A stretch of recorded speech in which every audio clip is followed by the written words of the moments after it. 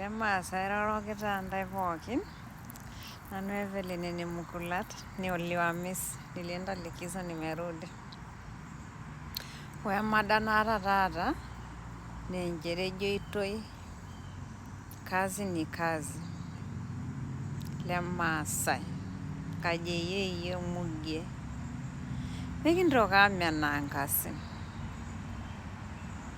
Etii taadii Kiswahili najoito mchagua jembe si mkulima.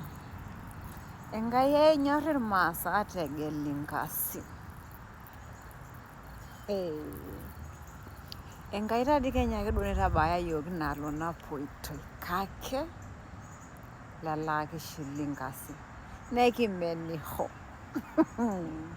Etii nkasin naamen irmaasai mentoki torrono taduo naleng kake ore ninye point naata taata nchoo ake duo alimu ajo